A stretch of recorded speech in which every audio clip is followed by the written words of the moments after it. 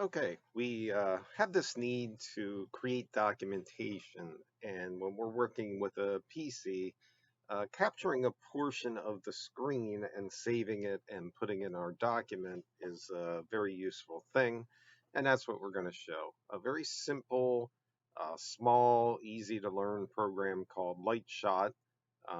You can see on my screen right now, I'm going to do LightShot download, go find it.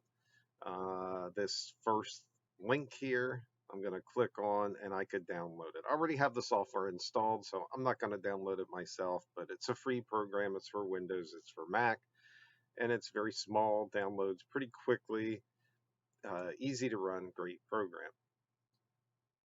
So, LightShot, you can also, there's some tutorials in here if you go look around their website a little bit, but I'm going to give you a quick introduction.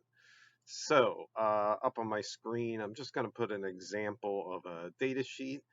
And once I set up the hotkey for LightShot, most of the time it's just a print screen button, but I have it changed because I have two capture programs. So if I hit the key to do that, you can see this little sign that says select area comes up, and all I have to do is left hold and drag to select the area that I want to capture. Once that happens, this interesting screen, which is just the interface for the LightShot program, shows up. And I can store the result of this to the cloud. If I click on that button, it'll go to a cloud. I'll hit the copy. It'll copy it to the clipboard for me, but it'll also store it in the cloud for LightShot. And I created an account, and you can see that it'll keep it on the web. So it's pretty convenient. I don't know if that's the way that I would do it all the time, but that's one of the options. So if I go back to my screen again, and I take another capture by hitting the hotkey or print screen or whatever you made it. And this time I'm going to capture a smaller part of the screen. And once again, my menu choices are going to come up here. So I could share on social network. I'm not going to do that. I could search for similar images on Google. I haven't tried that yet or used that. You can work with that a little bit. But I could print it directly from here, not something I usually want to do, but I definitely could copy it and also save it in a directory. So saving it in a directory is just like saving with any other program. Save it, give it a name, and see what's there. Copy it, we'll put it in the clipboard. So if I change after I put that in the clipboard and I change to a blank Word document, I come in here and say Control V or paste it, and it's in there.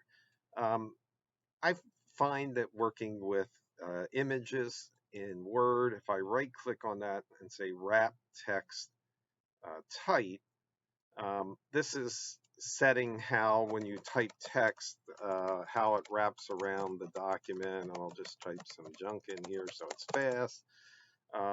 And I can move this around and you can see this will cut it. But the one thing about wrapping uh, it, making it wrap tight text is that you can move this wherever you want to. And a lot of people have that problem with Word. Um, that it forces the pictures around places where you don't. But if you right click and say wrap text tight, I think you'll be a little bit happier with what's there. It might not be what you want to do all the time, but it does work. So that would get it in the Word document. Some other examples here. If I switch my windows again, I'm going to go to the waveform software that we use for a good example of when you would want to do a screen capture for documentation. It just so happens that I saved a waveform that I created, and then I captured it with the logic analyzer in the waveform software that we use with the Analog Discovery 2. So I'm at the screen. Once again, I'm going to hit the hotkey to run LightShot capture. And I can turn around and drag this on any part of the page that I want, and this comes up again. Now, we talked about how to store things.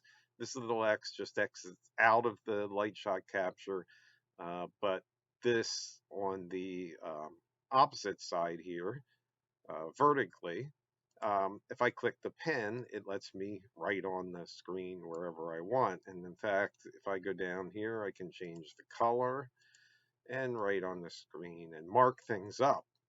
I know I'm just scribbling here, but if I wanted to get rid of that, I could undo those by clicking that button.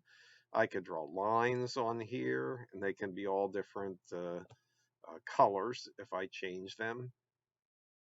I could draw arrows, and that means you can mark things up pretty nicely without really learning a whole lot to do. You can put squares in there. Here's a highlighter that you can drag over sections and highlight it. Once again, if you don't like the color, you like the more traditional yellow for the highlighter, change it first, left click the highlighter, and sorry, drug the wrong thing there. Left click the highlighter and then drag over to highlight at a more traditional yellow color.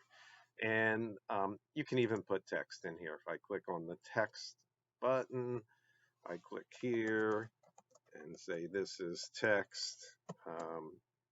It'll put it in there. Once I have it in there, I can move it around to um, wherever I want. And I can undo anything that I want to do. So pretty cool stuff. And then I could save it, and that's documentation, and I could paste it in my Word drive. So in a very short amount of time here, um, less than 5 minutes or so, we can get all this stuff pretty figured out and create some pretty decent documentation and drop it right in our Word document or whatever document we want. I would call these screen captures. LightShot they're going to call them screenshots because it's part of the name.